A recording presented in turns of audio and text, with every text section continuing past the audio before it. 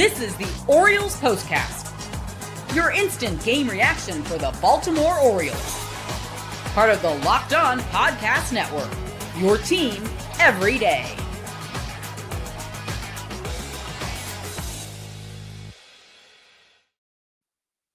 Good afternoon, Birdland, and welcome to the Baltimore Orioles POSTCAST right here on the Locked On Podcast Network. As always, my name is Luke Slaybaugh, and I am bringing you instant reaction, this post-game show, all season long after every Baltimore Orioles game. Today, we got some good stuff to talk about. A 5-1 win over the Boston Red Sox as positive momentum swings in the Birds' way. Back-to-back wins as they head home for Memorial Day. This is what you'll be talking about. Things trending in a positive direction. Back-to-back wins and doing it with unconventional lineups. I'm sure a lot of fans looked at the lineup posted today by interim manager Tony Mansolino, Jorge Mateo in left field, Dylan Carlson starting in right, and yet defensively and at the plate put together a string of very solid innings. And in fact, I would say some smart baseball decisions. Defensively, saw a really sharp approach from Carlson, from Ramon Urias at third base. This team looked locked in. And given the way that this series started, it's interesting to see just how it all, panned out. Back-to-back wins. I don't usually say two in a row. I think rows are for three or more. But yeah, I think a win streak starts at 3. And granted, expectations and the ceiling for this Baltimore Orioles team seems to have soured just a little bit. You can call it a win streak if you want. I see you all commenting there in the chat. I'm glad if you all can hear me. Got a new XLR set up here on the microphone so it doesn't glow up green anymore. I'm excited. This was quality baseball play. The game was never in doubt in the late innings. George comments on YouTube, I wonder if winning the second game yesterday and winning today will start a turnaround. Not to make the playoffs, just to start to playing respectful baseball. And I agree. There is a lot to look back on and smile. And general manager Mike Elias mentioned when he made the move at manager, it was about getting the team back on track. Didn't make any false promises of deep playoff runs or splash acquisitions, nothing like that. Just get the team focused and playing with some swagger. When you talk about stringing together 3 or 4 wins in a row, just baseline positive baseball energy, you win 3 or 4, maybe 5. You got to win the games that you shouldn't. You have to manufacture runs. You got to tack on runs and prevent silly things cascading and snowballing on each other. I saw a pretty locked-in team today, and I think you did too. Let's talk about the turning point of this game, and we're going to focus on a player who's gotten a bad rap, had heavy expectations on his shoulders when he broke into the big leagues, has fallen into a fifth outfielder type of role, and yet is starting to see a little bit of a hot streak going on. Time to reveal where the game was won or lost. It's the turning point. And I'm doing this by win probability added. Top 5, 1-0 ball game. Your Orioles are leading. Right-hander Walker Buehler on the mound for the Red Sox against outfielder Dylan Carlson. Launches his first home run as an Oriole. Fastball down the middle. Just inside the pesky pole out there in right field. It's a 2-0 ball game. Don't look now, but Dylan Carlson is 4 for his last 12. Had an extra base hit last night. 2 hits in that win in what was a great start for left-hander Trevor Rogers. And Dylan Carlson's former team, the team that drafted him when he was 17 years old, the St. Louis Cardinals, are coming to town tomorrow for Memorial Day. More on that in the next block. It's worth mentioning also the top of the 4th, the way that the O's were able to manufacture runs. Gunnar Henderson leads off with a walk. Ryan O'Hearn singles to right field. Gunnar goes first to third. Really heads up base running. I see some of you mentioning in YouTube right now in the comments just how impressed they were with the running game. And we were. I mean, Ryan O'Hearn, not the fastest runner, but a smart base runner. He had a stolen base there early on as well, his second of the year. So this is a big spot. Ramon Urias at the plate. You have got to get a run across the plate and hopefully not ground into a double play. Keep the momentum going. With 2 strikes, Ramon Urias shortens up, sac fly to the center fielder, Cedar Rafaela, makes it a 1-0 ball game. We mentioned Ryan O'Hearn. We've already mentioned the Dylan Carlson blast. Hands down, no argument. I don't want to hear it. Player of the game is... This is the Locked On Player of the Game. Brohern. 8 of his last 15. 5-game hitting streak, and he's hitting over 500 during that stretch. Now up to a 329 average on the season with a 956 OPS. There is intense competition at the first base spot for an all-star position, but the MASN broadcast today was really making that push. And individually, we're starting to see some performances where the O's could challenge for a all-star reserve spot. Gunnar Henderson among the shortstop leaders in OPS, not the leader. However, if he has a hot June, why not? Jackson Holliday also showing some power, some good fielding prowess over there at second base. Tomoyuki Sagano, maybe. He would have to put together a pretty lights out June to get consideration in his rookie season. And then there's Ryan O'Hearn, who plays at traditionally, big power positions, whether he's in the outfield or DH or first base. He is not the first person you think of in the American League when it comes to big power bat. And yet, he flashed it a couple times today. Top of the 6th, going up against right-hander Greg Weissert, who's in relief of Walker Buehler. First pitch fastball, 94 down the middle. When you get yours, you get yours. Launches it to center field, over the fence, 3-0 ball game for the Orioles. That may have put the game away. I still like Carlson's home run, but O'Hearn stops, strikes a pose for the camera, puts on the Buccaneer hat in the dugout, drinks from the Homer hose. And what really was the icing on the cake this game, we go top of the 8th, right-hander Zach Kelly on for the Red Sox. Gunnar Henderson walks to lead off the inning. The next batter, Ryan O'Hearn, doubles to the center field gap, kind of shading towards right center field. Gunnar Henderson, with a 3-0 lead, originally gets the stop sign from Buck Britton at third base. The throw in from Rafaela ricochets off of O'Hearn's leg and goes over towards the second base side. Gunnar sees that, sprints home, not going to have a play on him. O'Hearn realizes that third base is open. He starts heading that way. Marcelo Meyer, the rookie, starts to throw over to third base. Eventually, someone's there near the bag. That throw goes wild, and O'Hearn can just trot home. After that way offline throw, it's a Little League home run for Ryan O'Hearn. 2 runs plated, 5-0 ball game. Finally, the breaks go the Orioles' way. And they played a pretty good part in it, too. They worked some really good counts against Walker Buehler early on in this game. We mentioned the base running game. They're not just going station to station. These were some hardworking blue-collar guys out there. You got decent performances out of Dylan Carlson. And say what you want, but Jorge Mateo has played the outfield the last 2 games, and he's given it 110%. We've made jokes on the show that Jorge Mateo is playing and kind of acting like he's been put on a PIP, like a performance improvement plan.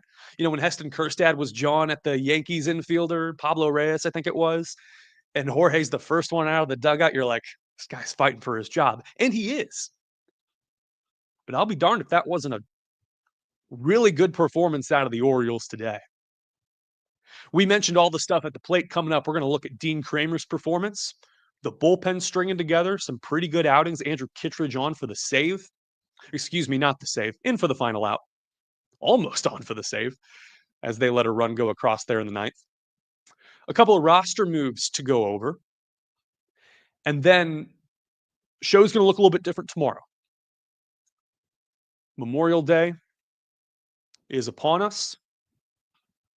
Some confusion on how I opened the show yesterday. First of all, solemnity. We honor and appreciate and look back on the people who made the ultimate sacrifice for our country.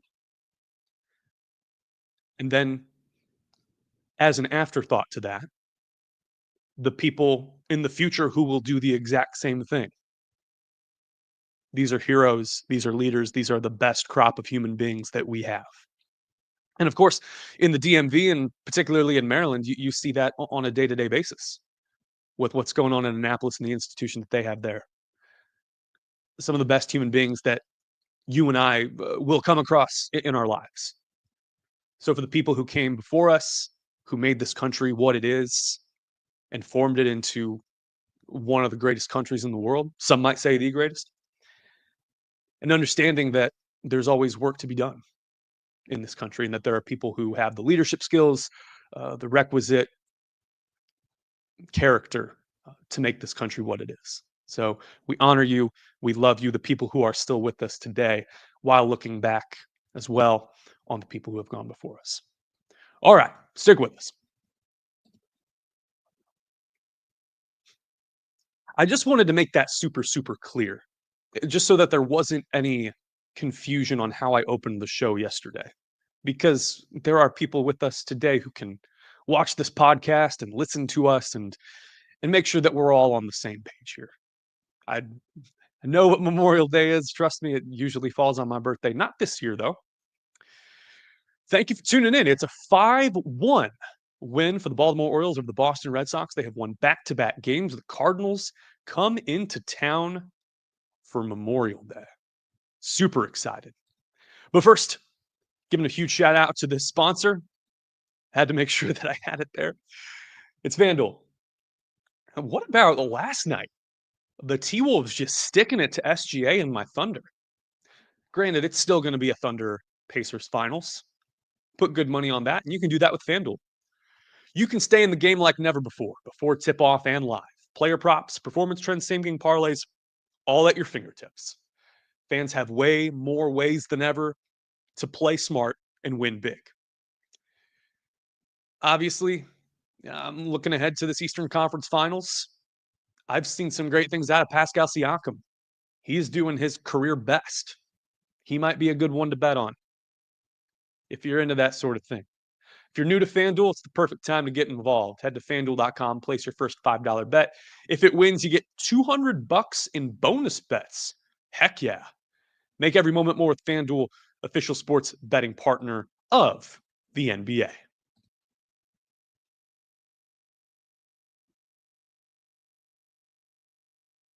Loved what I saw out of Dean Kremer today from a composure standpoint. Respectable outing, not his best. That was against Kansas City at the start of the month. And in fact, the O's just let slip away what could have been their second shutout win of the year. That one in the early May when the Royals came into town and it was Colton Cowser bobblehead night. I was out of town for a wedding. Dean Kremer saw fit to throw 7 scoreless frames, and the O's won that game 3-0. Dean's final line is 5 1/3, no runs, scattered 7 hits, 1 walk, and 4 strikeouts. Ideally, you would like to see him go longer at this stage in the season, but at 95 pitches through 5 1/3, Tony Mansolino pulled the right strings today. Interim manager's gotten a bad rap. All of us do if we ever refer to runs as points. We haven't done that on this show yet, and we don't plan on it. But hands off, hats off to Dino for doing what he had struggled at the entire season, which was getting shutdown innings after the team gave him a lead and pitching with runners on. Nothing cascaded. There were no back-to-back hits. And again, not his best stuff, but shut the Red Sox down. The leadoff man reached 5 out of 6 innings that Dino worked, and he worked through traffic. And he got out of the game on a positive note.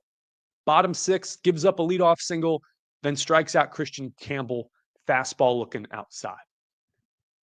Tony Mansolino takes the ball from Dean, hands it off to left-hander Gregory Soto, who has been very hit and miss all year. But Mansolino comes out looking like a genius. Soto gets Marcelo Meyer to hit a ground ball to Ramon Urias, who makes this great leaping play over his shoulder on the backhand. Then throws to second base for the fielder's choice and then strikes out Abraham Toro on 3 pitches, getting him with the low slider. Crisis averted. So you got to hand it to Mansolino for getting a feel for this team. Adjustment period is going to be like drinking out of a fire hose. And yeah, was he the most qualified person to take over a major league team midseason? I don't know. Back-to-back wins. The Orioles designated for assignment utility man Terrin Vavra. He did not play in his 1-game stretch with the club. I believe it might have been 2 games with that doubleheader yesterday. The O's just need help with Ramon Laureano on the IL and making a bunch of waiver wire picks here. This is one that front office might have seen something out of him. Maybe someone that they can stash away eventually if they decide to designate him for assignment after a time. The team is not healthy. So the main takeaway today is just a lot of smart baseball. Incredibly smart. I thought defensively, base running wise, and at the plate, this might have been really good pitch recognition, maybe some of the best that we've seen all year. As the O's win back-to-back games and they earn a 4-game series split with the Boston Red Sox. Good pitching performances 3 out of the 4 games. And the weakest link there was Zach Eflin. Cade Povich in that 19-5 game threw 5 solid outings. 5 solid innings, excuse me. So this is looking sharp. And the question is, now that you've won back-to-back games, how do you extend that momentum into this homestand? Cardinals and the White Sox coming into town. Cardinals have been very hot. They are overperforming. This was originally supposed to be a transition year. They're changing up their front office at the end of the season when Chaim Bloom takes over baseball operations and John Mozeliak goes into witness protection program. Tomorrow it will be Charlie Morton on the bump.